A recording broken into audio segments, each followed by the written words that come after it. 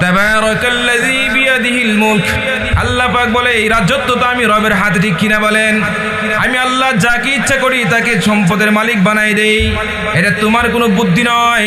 একটা পরিবারে 5 জন সন্তান থাকলে সবাই একরকম হয় না। 5 ভাই থাকলে সবাই একরকম নয়। সবাই চায় সম্পদ হওয়ার জন্য, সম্পদশালী হওয়ার জন্য, সবাই চায় সম্মান অর্জন করার জন্য। কিন্তু আল্লাহ একই ডেগের খাবার খায়, একই রকমের তরকারি খাচ্ছি, একই খাবার খাচ্ছি। কোনো ভাই বুদ্ধিমান হয়, কোনো ভাই পাগল হয়, কোনো ভাই মোটা হয়, কোনো ভাই চিকন হয় করে খেয়ে। এই জন্য এতে বোঝা গেল ইজ্জত এবং সম্মানের মালিক কে? অর্থ সম্পদের মালিক কে? বলেন আল্লাহ। বলেন কে? এটা হলো 2 নম্বর কথা। 3 নম্বর পয়েন্ট হলো দুনিয়ার কোনো পুরুষ, দুনিয়ার কোনো নারী চায় না মরতে, কেউ চায় না, ঠিক কিনা বলেন?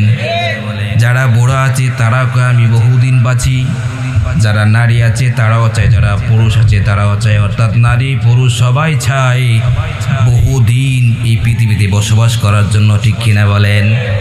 আমিও চাই বহুদিন বেঁচে থাকি, 100 বছর 200 বছর বেঁচে থাকি। কেউ আমরা মরতে চাই না, ঠিক কিনা বলেন? কিন্তু বলেন তো দেখি, মন চাইলে থাকা যাবে? এই জন্য বলা হয় বৌদ্ধ, হিন্দু, খ্রিস্টান, ইহুদি যেই ধর্মের হোক সবাই স্বীকার করে আমাকে মরতে হবে, ঠিক কিনা বলেন? এই জন্য আল্লাহ পাক কথা বলেছেন, গোলাম যত তাল বাহানা করো কাজ হবে না, মৃত্যু তোমাকে গ্রাস করেই ফেলবে, ঠিক কিনা বলেন? কুল ইন্নাল মাউতাল্লাযীনা তাফিররুনা মিনহু ফাইন্নাহু মুলাকীকুম সুম্মা তুরাদ্দুনা ইলা আলিমিল গায়ব। আল্লাহ পাক বলে, গোলাম রে যত চেষ্টা করো মৃত্যু তোমাকে গ্রাস করে ফেলবে, মৃত্যু নামক জিনিস তোমাকে ধরে ফেলবে, ঠিক কিনা বলেন? এই মৃত্যু থেকে হাজার চেষ্টা করলেও মৃত্যু থেকে আমরা কেউ বাঁচবো না। এই জন্য আল্লাহ বলে, গোলাম রে এই মৃত্যুটা আমি আল্লাহ নিজের হাতে রেখে দিয়েছি। বলেন সুবহানাল্লাহ। এই জন্য ভাইরা বলছিলাম, ভূমিকার শুরুতে বলতেছিলাম এই 3টা জিনিস কার হাতে? বলেন বলেন কার হাতে? এই জন্য বলেন কার হাতে? এই জন্য আল্লাহ পাক আপনি আমাকে এই 3 জিনিস দান করুন, সবাই আমিন। আমরা চাই দুনিয়াতে সম্মানিত হওয়ার জন্য, ঠিক কিনা বলেন? সবাই চাই সম্মানিত হওয়ার জন্য, সবাই চাই অর্থ সম্পদ থাকুক, ঠিক কিনা বলেন? কিন্তু এখন কথা বুঝেন, এই দুনিয়াটি আসল না নকল? বলেন বলেন। আল্লাহ রসুল বলেন, গোলাম আল্লাহ রসুল বলেন কুন ফিদ দুনিয়া কান্নাকা গরীব ওয়া আবিরিস সাবিল। রসুল বলেন দুনিয়াতে মুসাফিরের মতো থাকবা। মুসাফির মানুষের কোনো কর্তৃত্ব থাকে না, মুসাফিরের কোনো পাওয়ার থাকে না। মুসাফির সবসময় নিজেকে দুর্বল মনে করে, কারণ মুসাফির জানে এটা আমার আসল বাড়ি নয়, এটা আমার আসল ঠিকানা নয়, কখন কোন সময় আমি এই জায়গা ত্যাগ করবো, ঠিক কিনা বলেন? এই জন্য আল্লাহ রসুল বলেন কুন ফিদ দুনিয়া কান্নাকা গরীব ওয়া আবিরিস সাবিল। রসুল বলে, গোলাম রসুল বলে সব সময় নিজেকে মুসাফির বেশে রাখবা, সব সময় নিজেকে মুসাফির মনে করবে। কখন মালাকুল মউত আমার সামনে উপস্থিত হবে আমি জানি না, কারণ আল্লাহ তাআলা কোরআনে বলেছেন ওয়ালিকুল্লি উম্মাতিন আজাল ফাইযা জা আজালুহুম লা ইস্তাখিরুনা সাআতাও ওয়া লা ইস্তাকদিমুন। আল্লাহ পাক বলে, গোলাম যখন মালাকুল মউত তোমার সামনে হাজির হয়ে যাবে তখন সামান্য সময় তোমাকে সুযোগ দেওয়া হবে না, সামনে আগাতেও পারবে না, পিছাতেও পারবে না, ঠিক কিনা বলেন? এই জন্য বলে গোলাম হাজার চেষ্টা করলে বাঁচতে পারবে না, ঠিক কিনা বলেন? এই জন্য আমরা যারা এখানে আছি বলেন মুসাফির, বলেন মুসাফির, আল্লাহু আকবার বলেন। এই জন্য মুসাফিরের কোনো পাওয়ার থাকে না। মুসাফির সব সময় নিজেকে দুর্বল মনে করে, কারণ আমার তো নিশ্চয়তা নাই, ঠিক কিনা বলেন? এই জন্য আমরা মুসাফিরে আছি আজকে। মুসাফির জিন্দিগি, মুসাফির মানুষ যারা হয় তারা কষ্ট করে। বলেন বলেন বলেন। আদ-দুনিয়া সিজনুল মুমিনিন ওয়া জান্নাতুল কাফির। আছে না নাই? হাদিসে আসছে মুমিন যারা হবে তারা কষ্ট করবে। মুমিনরা দুনিয়াতে কষ্ট করতে হয়, কষ্টের পরে আল্লাহ জান্নাত দিবে। এই জন্য মুমিনের জন্য দুনিয়া কি বলেন? জেলখানা। বলেন বলেন। জেলখানায় আমরা আছি, জেলে মানুষ কষ্ট করে, খাবারের কষ্ট, ঘুমের কষ্ট, গোসলের কষ্ট, বিভিন্ন প্রকারের কষ্ট, বিবি দেখতে পায় না, সন্তান দেখতে পায় না, মন চাই কোথাও যাইতেও পারে না, অর্থাৎ কষ্ট করতে হয়। এই জন্য মুমিন দুনিয়াতে কষ্ট করবে, পরে আল্লাহ জান্নাত দিবে। বলেন সুবহানাল্লাহ। জান্নাতে যাইতে চান তো ইনশাআল্লাহ? এই জন্য আল্লাহ পাক এই কথা বলেছেন, লা ইয়াস্তাবি আসহাবুন নারি ওয়া আসহাবুল জান্নাহ। আল্লাহ পাক বলে মুমিন যারা জান্নাতি হয়েছে আর যারা জাহান্নামী হয়েছে তারা কখনো সমান হতে পারে না, ঠিক না বলেন? বলেন আমাদের আসল বাড়ি কোথায়? বলেন বলেন। জান্নাতে। আল্লাহু আকবার বলেন। আপনাদের কাছে আরেকটা প্রশ্ন হলো, আমাদের আদি পিতা আদি মাতার নাম জানেন তো? আমাদের আদি পিতা আদি মাতাকে আল্লাহ তাআলা সর্বপ্রথম জান্নাতে রাখছে। কোথায়? কেন রাখলেন? প্রশ্ন জাগে কিনা? যেখানে আমি এই মজমায় আসছি, এই মজমায় আসার পরে যখন দেখলাম সুন্দর একটা পরিবেশ, সুন্দর একটি রাস্তা আছে, একটি মসজিদ আছে, মানুষের ব্যবহার আচার আচরণ খুব ভালো লাগছে, তখন এই জায়গায় আসার জন্য আবার মনটা তাড়া দিবে। খিদির পুজোতে আবার যাইতে পারতাম। জান্নাতের নাজ নেয়ামত আল্লাহ তাআলা আদম আলাইহিস সালামকে দেখালেন, আমাদের মাকে দেখাইলেন, দেখায় বুঝাইলেন দেখো জান্নাতে কত নাজ নেয়ামত রাখছে। আল্লাহু আকবার বলে। জান্নাতের নাজ নেয়ামত দেখানোর পরে দুনিয়াতে পাঠাইছি যাতে করে ওই জান্নাতের আশায় তাকে আল্লাহ কত নিয়ামত রাখছে জান্নাতে। আল্লাহু আকবার বলেন। এই জন্য আমাদের আসল বাড়ি কোথায় ভাই? আমরা সবাই মরণশীল, বলেন আমরা সবাই কি বলেন? এখন আপনাদেরকে কিছু গুরুত্বপূর্ণ কথা, যেটা আমরা সবাই মরব তো ইনশাল্লাহ।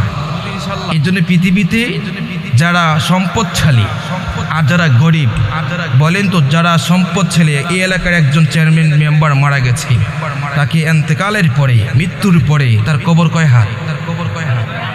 একজন রিক্সা চালক, ভ্যান চালক, সাধারণ একজন কৃষক মানুষ মৃত্যুবরণ হলে তার জায়গায় কয় হাত? কথা বুঝেন? বাদ দিলাম আপনাদের চেয়ারম্যান, এই পৃথিবীতে যারা বিচরণ করেছেন, বিশেষ করে এই পৃথিবী যারা সমগ্র পৃথিবী যারা চালাইছেন, তাদের মধ্যে 4 জনের কথা আসছে। বাদশাহ সুলাইমান পয়গম্বর, বলেন সুবহানাল্লাহ। বাদশাহ জুলকারনাইন, হ্যাঁ, তাদের ইতিহাস পড়ে দেখবেন। বাদশাহ সেকান্দার আমরা বলি, বাদশাহ জুলকারনাইনি বলি, তিনি ওসিয়ত করেছিলেন যখন আমার ইন্তেকাল হবে আমার হাত 2টা যেন বাইরে থাকে, বলেন সুবহানাল্লাহ। আর যত ডাক্তার থাকবে, ডাক্তার যেন আমার বাড়ির আশপাশে থাকে। সন্তানদেরকে যখন ওসিয়ত করলেন, সন্তানটা মর্মটা বোঝে নাই। যখন ইন্তেকাল হয়ে গেল, বলা হয়েছিল আমার এই মৃত্যুর দেহর যখন হাতটা বাহিরে থাকবে, দেশ কি দেশ সফর করে মানুষকে দেখাইবা যে বাদশাহ সেকান্দর তিনি একজন বাদশাহ ছিলেন, যারা দেশ চালাইতেন। এত বড় একজন বাদশাহ, প্রভাবশালী বাদশাহ হওয়া সত্ত্বেও তিনি আজকে মৃত্যু সজ্জায় মৃত্যু হয়ে গেছে। দেখো তো, মৃত্যুর পরেও তার হাত 2টা খালি, ঠিক কিনা বলেন? মৃত্যুর পরেও হাত খালি, ঠিক কিনা বলেন? এই জন্য আল্লাহ পাক বলে, গোলাম দুনিয়াতে হাকিকাতান থাকতে পারবে না, দুনিয়াটা তোমাদের জন্য একটা পরীক্ষার হল শুধুমাত্র। আমি আল্লাহ দেখতে চাই কে বেশি আমি রবকে খুশি করো, কে বেশি আমল করো। এই জন্য বলেন দুনিয়াতে আমরা বাঁচবো না মরবো। এই জন্য বলেন যতদিন এই ভূপৃষ্ঠে বিচরণ করব, যতদিন এই দুনিয়াতে আমি থাকবো, ততদিন আল্লাহর জমিনে আল্লাহর দাসত্ব করবো ইনশাল্লাহ। বলেন এই জন্য আল্লাহর জমিনে আল্লাহর দাসত্ব করবেন তো ইনশাল্লাহ। আল্লাহ পাক বলে, গোলাম ওয়ালিল্লাহি মুলকুস সামাওয়াতি ওয়াল আরদ আল্লাহু আলা কুল্লি শাইইন কাদির। আল্লাহ পাক বলে, গোলাম রে এই রাজত্ব আমি মালিকের, ঠিক না বলেন? এই জন্য আল্লাহর জমিনে থেকে আল্লাহ দাসত্ব করবো তো ইনশাল্লাহ। বলেন এই জন্য আল্লাহ পাক রব্বুল আলামিন আপনি আমার জন্য কিছু বিধান রাখছেন, আল্লাহ তাআলা আপনি আমার জন্য কিছু নিয়ম রাখছেন। মুসলমান তো অন্যান্য ধর্মের মতো নয়, মুসলমানের একটা মাপকাঠি আছে, ঠিক না বলেন? মুসলমানের একটা সীমারেখা আছে। মুসলমান তো অন্যান্য ধর্মের মতো নয়, মুসলমানদের সীমারেখা আছে, ঠিক না বলেন? আর মুসলমান তার জীবনকে কিভাবে চালাইবে, তার জীবনটা কোন দিকে চালাইবে, এই জন্য আল্লাহ পাক আমাদের সামনে কোরআন রেখেছেন, ঠিক কিনা বলেন? আল্লাহ পাক আমাদের সামনে কোরআন নাজিল করে আপনি আমার নবীর উপর নাজিল করেছেন কোরআন।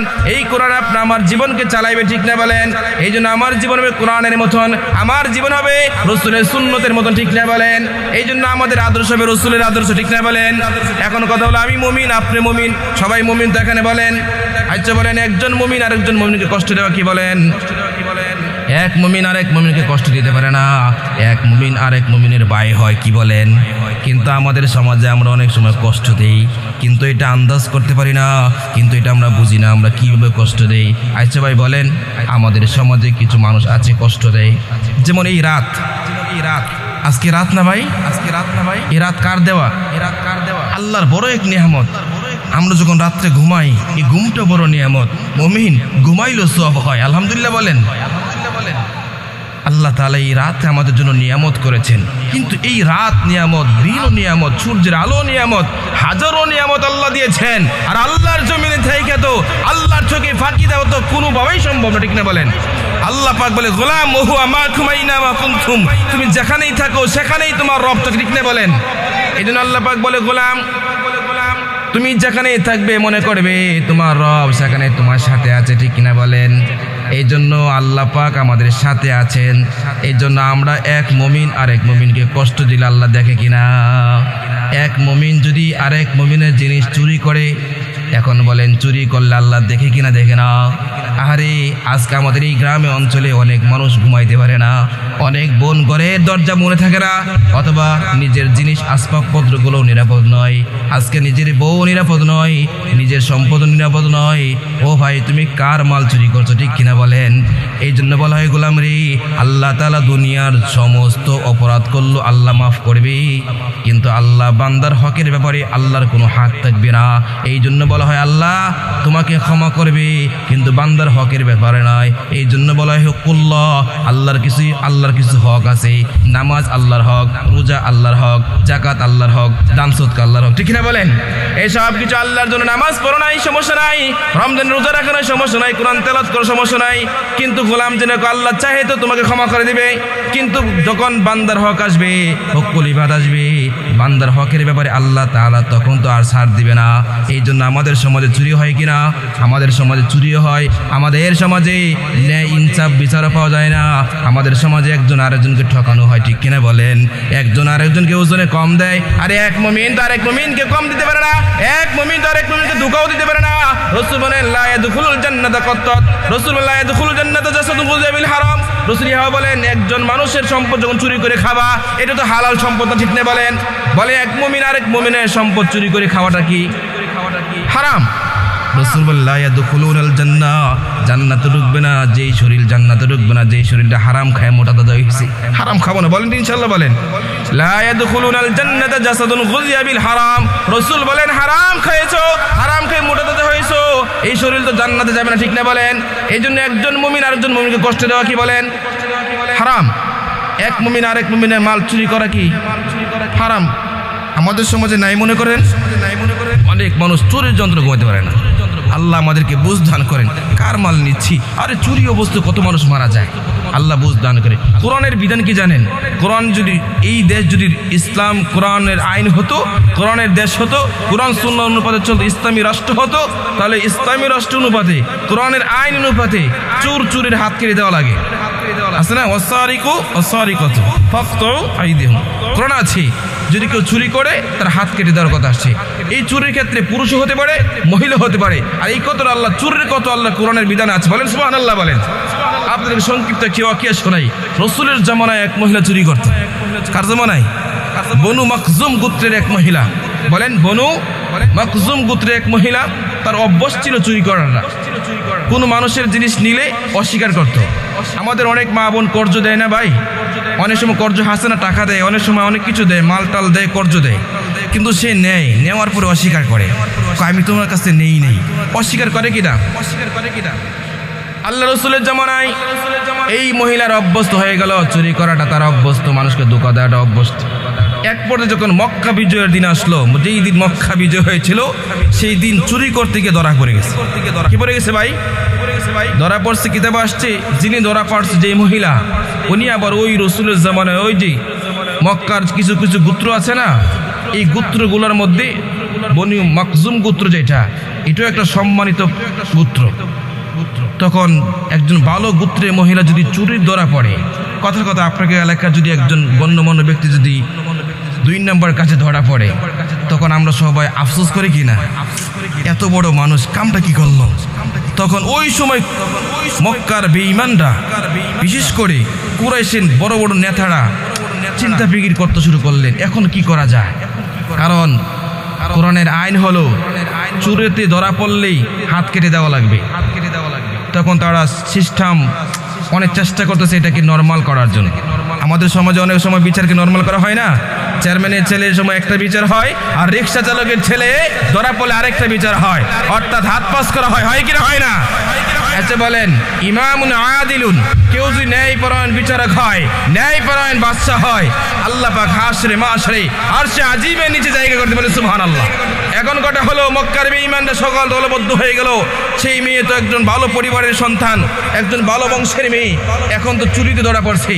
এটা একটা আশ্চর্যের বিষয়। এখন কি সমাধান করা যায়? এই বিচারটা হালকা করা যায় কিনা, তার হাত কাটা থেকে বেঁচে যায় কিনা, এরকম একটা পরিকল্পনা তাদের। কিন্তু আল্লাহর রসুল তো ওই সময় তো রসুল ছিলেন রাষ্ট্রনায়ক, ওই সময় তো রসুলের হাতে ক্ষমতা। এখন রসুলের কাছে এই বিষয়টা কি প্রস্তাব দিবি, কারো সাহস হচ্ছে না, সবাই ভয় আতঙ্ক। কারণ এক হলো কোরআনের বিধান, বলেন সুবহানাল্লাহ। কোরআনের বিধান হলো চুরি ধরা পড়লে হাত কেটে দেওয়ার কথা আসছে, রাষ্ট্রীয় আইন যেত। এখন রসুলের কাছে সুপারিশ কি করবে? তখন তারা এক পর্যায়ে সিদ্ধান্ত উপনীত হলো, রসুলের একজন সাহাবী ছিল যাকে রসুল সবচেয়ে বেশি ভালোবাসতেন, নাম ছিল উসামা। নাম কি? তখন এই উসামার কাছে গিয়ে বলল, ভাই তুমি যদি রসুলের কাছে সুপারিশ করো, মনে হয় আল্লাহর রসুল তোমার সুপারিশ গ্রহণ করবে। যদি রসুল সুপারিশ গ্রহণ করে তাহলে মেয়ের হাত কাটা থেকে বেঁচে যাবে। এক পর্যায়ে উসামাকে তারা প্রস্তাব দিলেন, তিনি বলছেন ঠিক আছে। অনেক সময় মানুষের যখন মোহাব্বত গাঢ় হয়, মসজিদের ইমাম সাহেব আর সভাপতি মোহাব্বত গাঢ় হয় না, অনেক সময় একটা অপরাধ করলে বলে হুজুর আপনি বললে হয়তো সভাপতি রাজি হবে।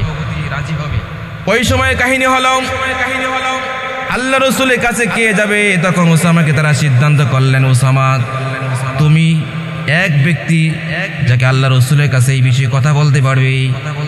আমাদের মধ্যে কারো সাহস নাই এই বিষয়ে প্রস্তাব দেওয়া।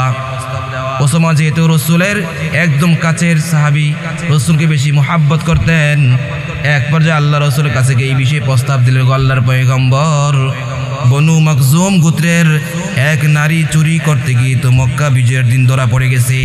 ও আল্লাহর পয়গম্বর, এক হলো বংশের দিক দিয়ে মেয়েটা অনেক ভালো, বংশের দিক দিয়ে অনেক উপরের বংশ, এত উপরের বংশের মেয়ে। ও আল্লাহর পয়গম্বর, এখন চুরি যেহেতু ধরা পড়ে গেছে হিসেবে তারা হাত কর্তন করা, হাত কাটা লাগে। আল্লাহর পয়গম্বর আপনি যদি একটু সহজ করে দিতেন, তাকে যদি একটু সহজ রাস্তা বলে দিতেন। তখন আল্লাহ রসুল বলেন, ওসামা তুমি জানো কোন ব্যাপারে কথা বলতেছো? আল্লাহর হদ কার হদ? আল্লাহর হদ, আল্লাহর কোরআনের আইন, আল্লাহর বিধানের ব্যাপারে তুমি কথা বলছো, আল্লাহর বিধানের ব্যাপারে কথা বলছো। আল্লাহ রসুল রাগান্বিত হয়ে গেলেন, ওসামা শুনে রাখো, আজকে যে মেয়েটা চুরিতে ধরা পড়ছে, যদিও সে আমার মেয়ে না, যদিও আমার কন্যা না, কিতাবে আসছে যে মেয়ে চুরি ধরা পড়লেন ওই মেয়ের নামও ছিল ফাতেমা। কিন্তু আল্লাহ রসুল বলে, হলো ওসামা আমার মেয়ে ফাতেমা যদি আজকে চুরি ধরা পড়তো, আল্লাহ রসুল বলে আমার মেয়ে ফাতেমা যদি ধরা পড়তো, আমি রসুল স্বয়ং নিজ হাতে তার হাত কেটে দিতে। বলেন সুবহানাল্লাহ। এই জন্য বর্তমান জমানায় আমাদের মা বোনরা চুরির যন্ত্রণায়, বিশেষ করে মার্কেটগুলো তো পকেট মেরে আসে না নাই। আজকে আমার এই সমাজ নিরাপদ নয়, আজকে আমার বোন রাস্তাঘাটে হাঁটতে পারে না বকার ছেলেদের জন্য। আজকে বর্তমান জমানায় আমার যুবক মাদক আসক্ত, বিভিন্ন অশ্লীল কাজে জড়িত, ঠিক কিনা বলেন? আজকে এই প্রোগ্রামগুলো কিসের জন্য করছি, এই মাহফিল কিসের জন্য করছি? এক পর্যন্ত তাকাতে থাকে আমার বোন ভালো হবে, আমার ভাই ভালো হবে, এই মাহফিলে আইসা খারাপ ছেলেগুলো ভালো হয়ে যাবে, ঠিক কিনা বলেন? আজকে এই প্রোগ্রামগুলো কিসের জন্য হচ্ছে? গ্রামে গঞ্জে পাড়ায় পাড়ায় মহল্লায় মহল্লায় এত ওয়াজ দুসিয়া কেন করা হয়? এই জন্য করা হয় যাতে করে খারাপ মানুষগুলো ভালো হয়ে যায়, ঠিক না বলেন? আজকে আমাদের সমাজের ভিতরে এতই অভাব, আজকে পরিবারের ছেলেরা মা বাবার কথা শুনতে চায় না, মা বাবার নিয়ন্ত্রণ মানতে চায় না। কেন? কিতাবে আসছে এই সন্তানদেরকে শাসন করা লাগে, আদ-দরবুল সিবিয়ান কাল মাই ফিল বুস্তান। কিতাবে আসছে মাঝে মাঝে সন্তানদেরকে প্রহার করা লাগে, মাঝে মাঝে সন্তানদেরকে শাসন করা লাগে। আপনি যদি পরিবারের কর্তা থাকেন, আপনি যদি পরিবারের বাবা হন, বাবা হিসেবে আপনার দায়িত্ব আছে না নাই? মা হিসেবে আপনার দায়িত্ব আছে, আপনার মেয়েকে কন্ট্রোল করা আপনার দায়িত্ব, আপনি বাবা হিসেবে আপনার সন্তানকে কন্ট্রোল আপনার দায়িত্ব। এই জন্য মাঝে মধ্যে শাসনের লাঠি থাকা দরকার আছে না নাই? এই জন্য মাঝে মধ্যে সন্তানদেরকে শাসন করার লাঠি ব্যবহার কথা হাদিসে আসছে। এই জন্য মাঝে মধ্যে সন্তানদেরকে শাসন করা লাগে। আজকে আমাদের সবচেয়ে আফসোসের বিষয় হচ্ছে আজকে যে ছেলের বয়স 25 বছর, 16 বছর, 17 বছর, 18 বছর, তারপরে সে নামাজের কোনো বিধানই জানে না, ঠিক কিনা বলেন? অথচ হাদিসের ভাষায় আসছে মুরু আউলাদাকুম বিস-সালাত সাবঈ সিনিন, হাদিসে আসছে যখন সন্তানের বয়স 10 বছর হয় তখন ওই সন্তানকে নামাজে তালিম দেওয়া, নামাজের আদেশ দেওয়া, ঠিক কিনা বলেন? কিতাবে আসছে 7 বছর বয়স হলেই সন্তানদেরকে নামাজের আদেশ করা লাগে। 10 বছর হয়ে গেলে নামাজ না পড়লে অদ্রিবুহু বেত্রা কাদের কথা আসছে, ঠিক কিনা বলেন? কিন্তু আজকে আমাদের সমাজে আদর্শ সন্তান খুঁজে পাই না। ওই সোনালী যুগ দেখেন, যুগ ইতিহাস পড়ে দেখবেন, আগের যুবকরা আর বর্তমান যুবক আকাশ পাতাল ব্যবধান, ঠিক কিনা বলেন? এই জন্য ভাই আমাদের এই সমাজে কিছু কিছু কাজ আছে যেগুলো দৃষ্টি কঠোর। বলেন সমাজে চুরি করবো না, বলেন আমাদের সমাজে অনেক মানুষ আছে না যারা এই সমস্ত কাজ জড়িত আছেন, বিশেষ করে চুরি, রাহাজানি, ডাকাতি, এবা বিভিন্ন ধরনের খারাপ কাজে জড়িত আছেন। এই খারাপ কাজ থেকে নিজেকে বেঁচে রাখবেন তো ইনশাআল্লাহ। আল্লাহ রসুলের কাছে এক সাহাবী বললেন, ও আল্লাহ রসুল, খারাপ এবং ভালোর মধ্যে পার্থক্য করবো কি করে? আল্লাহ রসুলকে বললেন ওগো পয়গম্বর, ওগো আল্লাহর রসুল, খারাপ এবং ভালো আমাদের সমাজে তো অনেক মানুষ আছে, আমাদের সমাজে অনেক লোক আছে, তাদের মধ্যে ভালো এবং মন্দের মধ্যে পার্থক্য কি করে করবো? ঠিক কিনা বলেন? আল্লাহ রসুল বলেন খায়রুন নাস মান ইয়ানফাউন নাস ওয়া শাররুন নাস মান ইয়াদুররুন নাস। রাসূল আরবি বলেন সমাজের মধ্যে তারা হবে সবচেয়ে ভালো যারা মানুষের কল্যাণ সাধন করে, যারা মানুষের মঙ্গল কামনা করে। ঠিক না বলেন? যারা মানুষের মঙ্গল কামনা করবে। রাসূল খায়রুন নাস মান ইয়ানফাউন নাস, যারা মানুষের কল্যাণ কামনা করে, যারা মানুষের মঙ্গল কামনা করে, সবসময় মানুষের উপকার চায়, মানুষের ভালো চায়, তারা হলো সমাজের মধ্যে সবচেয়ে ভালো মানুষ। আর যারা সবসময় মানুষের খারাপই চায়, সব সময় খারাপ চায়, রাসূলুল্লাহ বলেন হাদিসের ভাষায় হলো আল্লাহর পয়গম্বর বলে যারা সবসময় মানুষের খারাপই চায় সে হলো সমাজের মধ্যে সবচেয়ে নিকৃষ্ট মানুষ। এই জন্য আমাদের সমাজের ভিতরে ভালো হওয়া দরকার আছে না নাই বলেন? এই জন্য বলেন দরকার আছে না নাই বলেন? এই জন্য রাসূল বলে খায়রুন নাস মান ইয়ানফাউন নাস, যারা মানুষের কল্যাণ সাধন করে, সব সময় মানুষের উপকার সাধন করে, ভালো চায়। একটা পরামর্শ চাচ্ছেন, ভালো পরামর্শ দিচ্ছেন, আলহামদুলিল্লাহ বলেন। কোন মানুষ অনেক সময় পরামর্শের জন্য আসতেই পারে। আপনার দেশের একজন অভিভাবক, দেশের একজন কর্তা, গণ্যমান্য ব্যক্তি আপনার কাছে একটা পরামর্শ চাইবে, একটা বিষয়ে পরামর্শ করবে। পরামর্শ খারাপ দিবেন না ভালো দিবেন?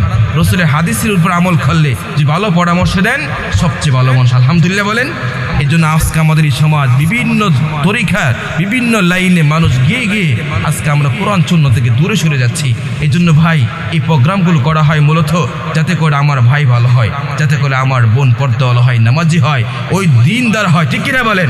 আজকে আশপাশে অনেক ঘর আছে, ঘরের ভিতরে বরকত ছন্ন, বরকত নাই, কামাই রোজগারে বরকত নাই, ছেলে মেয়ে বরকত নাই। বরকত না থাকার মূল কারণ হচ্ছে যে ঘরে নামাজি না থাকবে ওই ঘরে বরকত থাকবে না, যে ঘরে কোরআন পড়নেওয়ালা না থাকবে ওই ঘরে বরকত থাকবে না, যে ঘরে দানবীর না থাকবে ওই ঘরে বরকতের আশাই করা যায় না। ঠিক না বলেন? এই জন্য বরকত চাইতো ইনশাআল্লাহ। এই যে আজকের এই প্রোগ্রাম অতটুকু হই যে আমরা কারো ক্ষতি করবো না, কারো জিনিস চুরি করবো না, ডাকাতি করবো না, মদ পান করবো না, অর্থাৎ খারাপ কাজ থেকে নিজেকে সব সময় নিয়ন্ত্রণ রাখবো ইনশাআল্লাহ বলেন।